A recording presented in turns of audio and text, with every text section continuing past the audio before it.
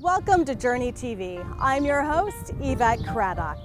Journey TV is a series of programs dedicated to exploring cultural diversity in the corridor. Each episode features the personal stories of local residents who share their challenges and contributions to enrich the corridor's cultural climate. They share their stories with the intention that we collectively increase our understanding, acceptance, tolerance, and respect for each other. Their personal stories may be their individual journeys, but their individual journeys represent those of many. We are the many.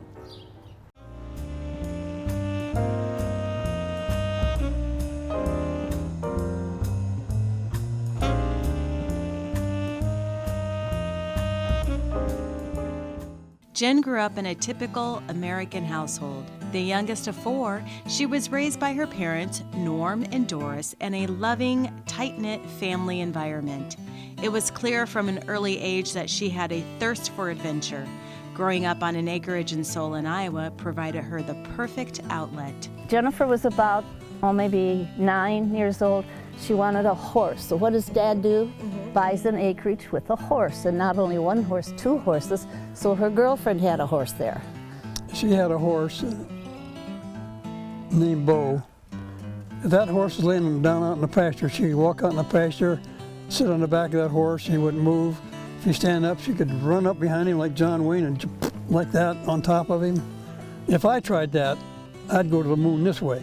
He didn't like me. He didn't like Norm. She could do anything with that horse. When other kids rode their 10-speed bikes, I had my horse. She also garnered her sense of freedom as a youngest of 4 who came along later in her parents' lives.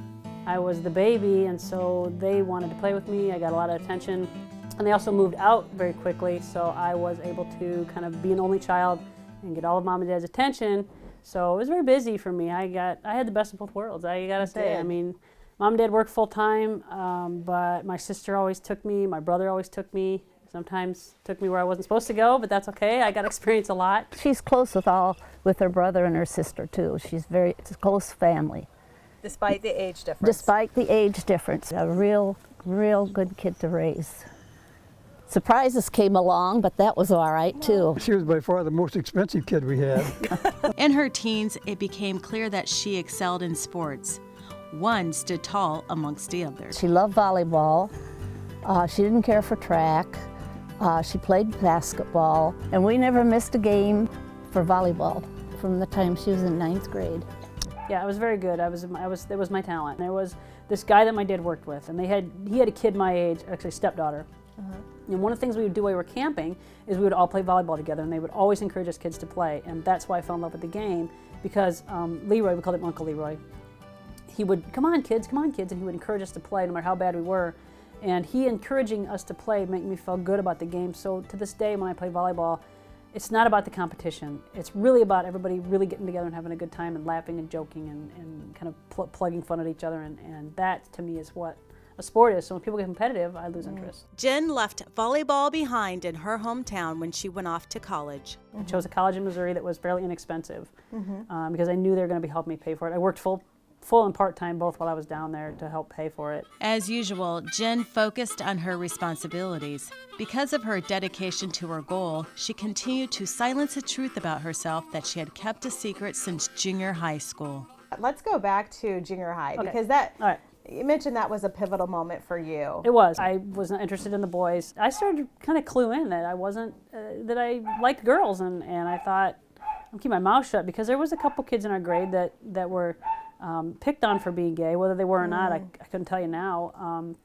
And they were relentless. I really wasn't sure if it was even something that someone could be. I mean, there was nobody else that I knew that I could look up to and say, oh, they like girls, and girls can like girls, and boys can like boys, and that's okay. How did you figure it out? Well, I did date some boys in high school, but it would come to the kissing part, and I was just, ew. I couldn't do it. It felt like I imagined someone that's straight trying to kiss someone of the same sex would feel. I just didn't feel right. It felt wrong to me, like I was doing something wrong. After we broke up, which was in high school, I was about 16, 17, I just kind of knew, again, keep my mouth shut, I just want to get to college. I think it was fairly early on in college, okay, now I know I'm a lesbian, Now I know I like girls, but I'm not going to do anything about it. I'm just going to not. And when people would ask me, I would either deny it or just say I don't want to talk about it. Because I needed to focus on my studies. I need to focus on getting out of college and getting a job. And then I think part of what my parents raised me was this responsibility for myself. So I wanted to take care of my responsibilities before I let myself be whatever I needed to be. Okay. So I needed to be whatever everyone else needed me to be until I could get to my safety point. To your safe landing, and then you can then springboard from there. The springboard was probably my ex McGuire. I call her McGuire. Her name's Jen too. She asked me out on a date. I said no like 15 times. Finally, I said yes, and she was the one that said to me, you know, you need to get a grip on your reality here. You have a job. You're out of college. I was working, you know, and that was it. Then I just said okay, and I jumped into it, both feet. She got a grip, got a job, and decided it was time to take responsibility for her authentic self. It was about that time that she came out to her parents. We ate Chinese food at Mom and Dad's house. I'd been with McGuire for 6 months, maybe not even, and I said to them, specifically I remember saying, hey, you know, Jen, she's not just my roommate. And I felt my ears burning and my face turning red, and Mom started crying like pretty quickly. What was going on inside of you? What emotions did you experience? I just tried to block it out at first. And Dad kind of got mad. It broke up Mother up pretty bad. And I think he was mad at me for making Mom cry, but he yelled at Mom kind of in a way, and he said, oh, you know, Doris, you know since she was 8. We've known since she was 8. The kids knew. And I said, well, what? Why didn't you tell me? And they're like, well, you need to figure stuff out, and we just didn't know what it meant. You know, we just knew you liked girls, and you were always this tomboy, and you weren't like a tomboy that outgrew it. If you date a boy, she'd always find something wrong with him. Yeah. Didn't make any difference, is good or bad. Then we kind of went back and ate the rest of our stuff. Dad said, you know, she's just like Ellen. She's like Ellen, she likes girls. I was so freaked out, I just wanted to get it out, and then I just ate my supper, and I was like, okay, bye, I gotta go, because I didn't know what else to do. And I said, Mom, yesterday you loved her, didn't you?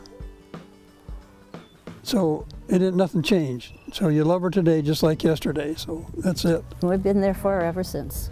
Mom was upset, and she will to this day, and I'm sure she'll tell you, she wasn't upset because of who I am. She was upset because she knew the world was going to be harder for me. Has the world been harder for you? I think it's been more fun. I wouldn't want to, I mean, I look and I see my friends from high school, and they got married and got divorced and had kids, and it's like, they didn't get experience like marching on Washington with like 10,000 other people that are like me, like that have a community. They didn't get to go, you know, see Ellen DeGeneres speak at a big rally in New York City or Washington, D.C. and be with, again, tens of thousands of people that are like me or that are my allies. They don't experience, not that they're missing that, but I would have missed that. I would have missed that community. I can't ever picture myself being some of my friends from high school that are very feminine, and they're very, they're beautiful people, and they have this kind of traditional picket fence life, and that's just not me. That's just not me. Jen has remained true to the avoidance of a white picket fence. She hasn't been able to escape its connotation completely. In 2000, Jen met her match and then some. Jen's initial skepticism about online dating quickly turned around when she connected with a woman named Rita. Rita popped up, and I cannot remember, I think she emailed me. And she asked me, you know, if I was interested in doing anything, and she was just being very, and I said, well, actually, I'm cleaning the barn this weekend. And she said, well, I'll come help you. And then it downpoured rain, and so we couldn't do it. It was flooded. So I said, I can't do it. So why don't we just go out and drink? Okay. So we went out to eat and to drink, and when I walked to her door, her name's Rita Rosalie. And I thought, oh, you know, I'm going to get this hot Hispanic chick, and she's going to be all feisty, and we're going to do this, and she does salsa, and we're going to have tacos, and whatever we're going to do. And I get to her door, and I was wrong. And she's she had curly hair. Her hair is extremely curly when it's grown out. And a leather jacket, and, you know, a motorcycle, and this little tiny apartment with this little tiny cat with no tail. And she was all this butch and all this tender. And I thought, you know, this could kind of be fun. And we immediately did the lesbian thing, which is, we're just going to be friends. We're just going to start as friends. And that lasted like, I don't know, 20 minutes. I don't know. It lasted about 2 or 3 days. And then we just started dating seriously. She moved in with her cats. And she just took over the house. I mean, she immediately saw things in this house that I had never touched, never even looked at. And she, oh my God, we got to do this, and this needs to be done. And she's right. And this house has been in a state of repair ever since, because it just was I needed her skills to kind of move me. If it was me, I would just come home and I would hang out with my horses all day or watch TV, and I would just let the house fall around me. And it was, to me, the house is just kind of a place to live when I'm sleeping. To her, it's a home, and she made it a home. Rita is a soulful woman who possesses a quiet nature. She is the youngest of 6 children who grew up in a small Illinois town. After speaking with her about the childhood and adult life moments that shaped her, it doesn't take long to ascertain that Rita is a confident, authentic person whose strength emanates through her reserved presence. I grew up in a small town in Illinois called Sheffield, Illinois. Graduating class of 23 people. And how did you make your way to Eastern Iowa? By some really bad choices and some really good choices of my life. I originally was in Kewanee, Illinois until both of my parents died when I was really young, and so I went to live with my grandmother, and she adopted me and my other siblings, and graduated out from there and just kind of started exploring life when most kids were going to college and, you know, planning their futures. I was still having a really good time with life, so I thought. So you thought. Like Jen, Rita had an instinctive feeling that she was a lesbian as a young girl. However, she quickly picked up on her small community pressures to conform to the norm in order to avoid intense harassment. When I grew up in our community, there was, you didn't come out as being gay at all, and there wasn't any other races in the area or anything, so a lot of my upbringing, I heard a lot of the negative words and a lot of the negative terms and behaviors and stuff, and, you know. For gays and For gays, for anybody of yeah. racial diversity. So if you didn't fit the pattern, it sounds like that was it. Yep. So you better fit the pattern to survive. Yes, even if you thought you were gay, you better look like you're not, because if they think you are, then they're going to harass you. And I kind of went through a hard time like that when I was a junior in high school, and it was really hard on me. So, What did you do to adjust?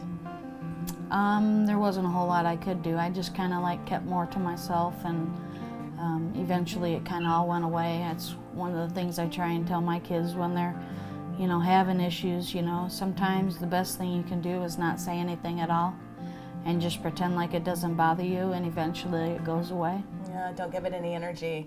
Seemingly different, these Midwestern women shared one common burden: silencing their true identities to survive the conventional lifestyles of their small hometowns. After surviving a childhood marred by the loss of her parents and wandering through her early adult years, Rita landed in Cedar Rapids. And you obviously had a moment where things shifted. They did. What was that moment that changed it? I think the moment was when all the fun that I thought I was having really actually turned out to be not that much fun. So I decided that I better grow up and get a real job, and so I went to college, started working in engineering jobs, doing computer-aided drafting, and eventually that's what moved me to the Quad Cities, and then from the Quad Cities to Cedar Rapids. Back then, 12 years ago, there wasn't much of a scene for the gay community, at least what I could find for a new person. I was kind of giving myself another couple of months, and then I was going to move back to Illinois because I was pretty down and out. What is it that the community was missing that you had found in other communities to plug into your community? Jen. Jen's the one who made me feel like I fit in, that Iowa was the place to be. Obviously, the connection worked for them in every way. As most couples, after a few years together, Jen and Rita entered a new phase in their relationship. On my Planet Out profile, you know, lives in the country, works full-time, interested in a serious relationship, and in huge letters, no kids. I don't want kids. Don't even think about it. What did you think about her no kids post in her? I'm like, good luck. Like, that's gonna stop me. Anybody who knows me, if I have my head set on something, I'm gonna get it. Wow, go girl. So kids were not off the table. They were just put aside to just suck her in further, and then I could spill the beans and let her know how things were going to be. I think we were together a couple years, and she said, I really want kids. And I thought, oh, here we go. So The talk. I said, I don't That's really the want talk. kids, but I said, if you can figure out a way to get some here temporarily, try it out. Maybe we could have a friend's kid over. So the next thing I know, I'm signed up for foster parent classes for 10 weeks. And I thought, God, she figured out a way to get temporary kids. How's that going to work? So we got foster parent license, and we met little Robbie, was a friend of ours, nephew. So as soon as we got our license, we asked to take him, which we did, and we got a little boy. First day, they just need foster parents very badly. We've had kids in the house ever since. And when the idea of adoption came up with Robbie, I saw it coming, so I was okay with that. We had talked about it. We knew Robbie was probably going to be permanent. Yeah. But after that, I said we were done. Or so she thought. And we adopted 3 more. From a family unit of 2 and no kids, Jen and Rita's family grew to 5 and now comprises a household of 8. Yes, 6 kids and 2 adults. And now between the adopted children and the foster children, we have There's a total of 6 in the household. Yep, there's 6 in the house, and apparently each one gets a dog and a cat. And a cat. And a cat, and I get the gerbils. So You get the gerbils, and you have your horses. I have the horses, and the kids have a pony that they're scared of, so that doesn't work So it out. doesn't get ridden when they're the llamas. They ride it, and then inevitably the horse will come back down the road without a child, and I have to go get the child. And Like a growing number of couples, both heterosexual and gay, love came first, children followed, and marriage. You 2 got married. Yep, it was legalized in 2009, and from that day on, I nagged. Can we get married? Can we get married? And she didn't really want to do it.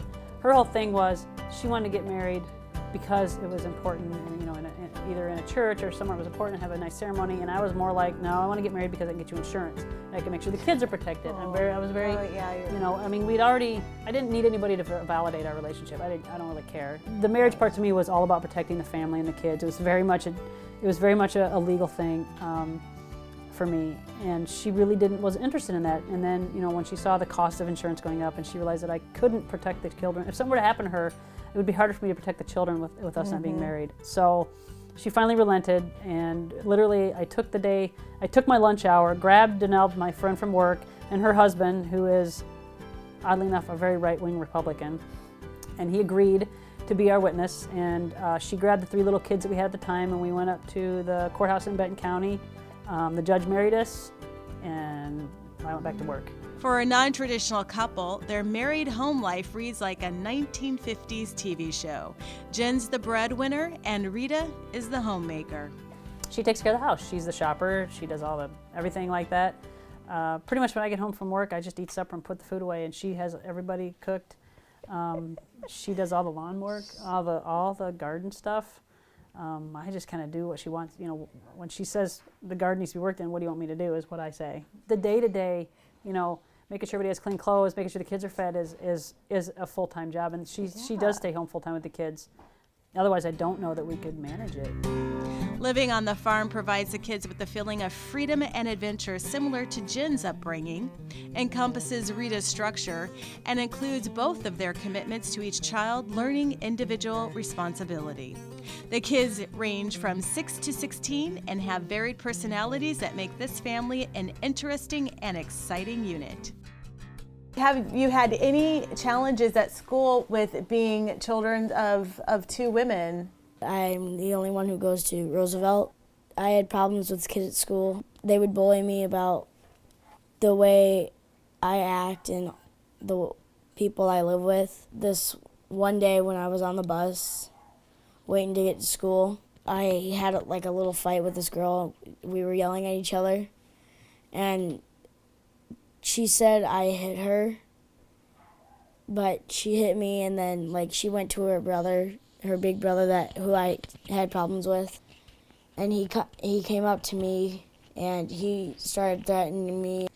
There were other kids, and they were picking on Jen because she was gay and all that. Just before the cops showed up, they told me they were going to kill me. I would say that it isn't right. Gays should be able to marry and be with whoever they want to be with. When you live with 2 females, you kind of just get used to it. It's not really that big of a deal, but other people make it out to be a big deal. Yes, Jen and Rita are two grown women, lesbians, married to each other, with a household of kids, adopted and foster, living in the Eastern Iowa countryside. If you think they are so different from you, your neighbors, or even your parents, think again. We were talking about how in our family there is no norm. There's no normal in our family.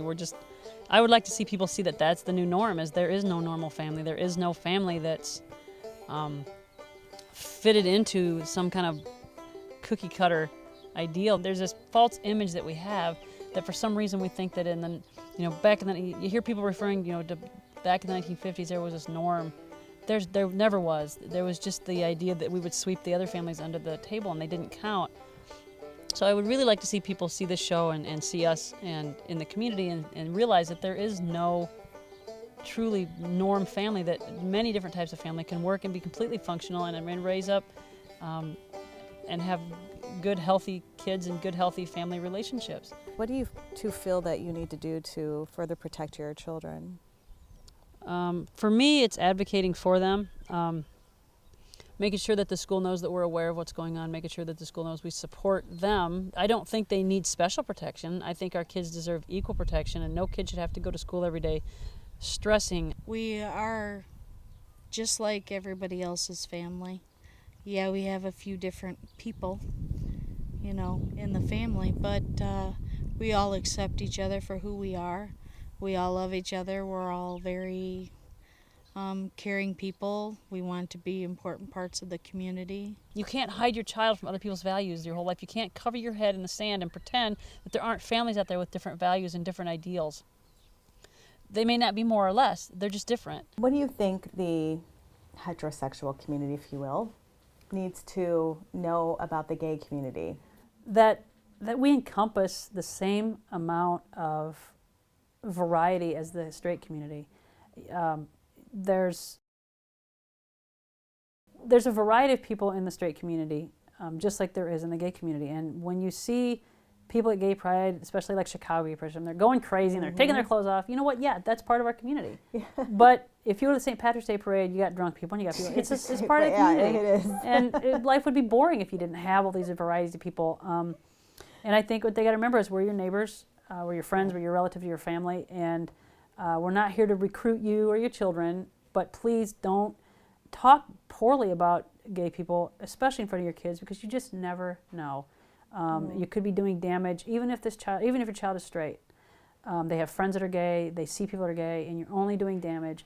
You need to remember that gay people aren't there to recruit people. Lesbians aren't there to say, we want everybody to be on our side. That wouldn't be any fun. If we had no variety, it wouldn't be any fun. And life is about having fun and meeting new people and different people. And it's okay to disagree, but don't hate or feel scared because you don't understand. Ask questions, and that's okay. I'd rather have someone ask me a million stupid questions than just grow hate because they don't understand something. Like any couple truly committed to their relationship, Jen nor Rita can imagine life without the other. Rita describes their relationship as a work in progress, which is just like any relationship of value, including the one that hopefully all of us have with the Corridor community as we work together to respect our differences and celebrate our individuality to build strength and unity.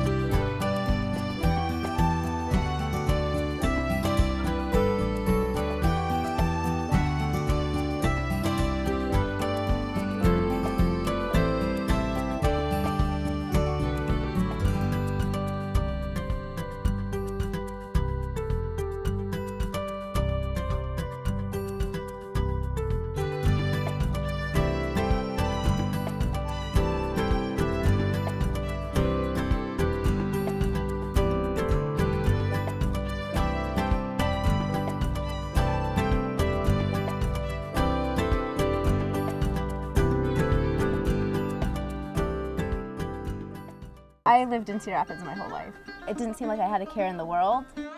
Most people can relate to Rima Ajram Salim's childhood filled with typical sibling antics, silly games with friends, and not having a care in the world. Really, normal childhood stuff, up to a point.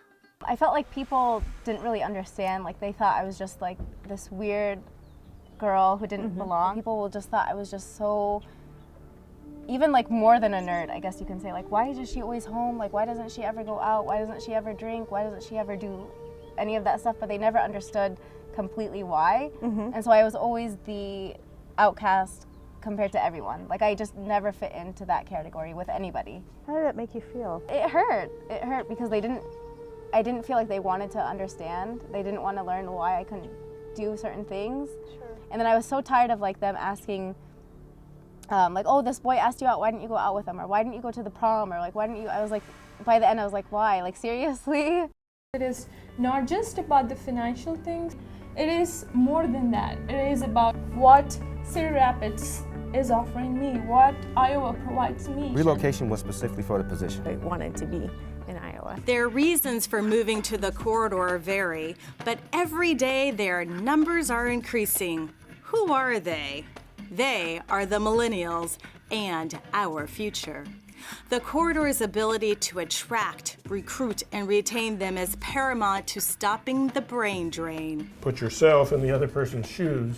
Going that extra mile. I don't have any children, they all have children, so trying to find someone who doesn't have children to hang out with. You know, I don't have any kids, so that part of it as well too can be challenging to hang out with somebody, because I have a lot more free time than they may have as well too. I think there are a few things being done about this, but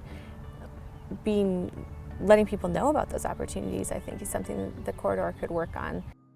We've been born, we don't know the peace. Only the peace maybe when we are here. Many places, churches, many people have been killed. They burned them alive, and it was a bad moment.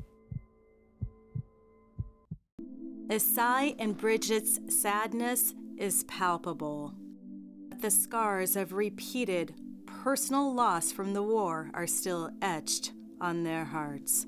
They use us to fight others, and it was a hard moment, but I was blessed that I escaped, and through the way that I escaped, I don't know, but it's God that helped me through those hard moments. I had 15 naira, which would be maybe 2 or 3 cents USA. That was the only money that I had.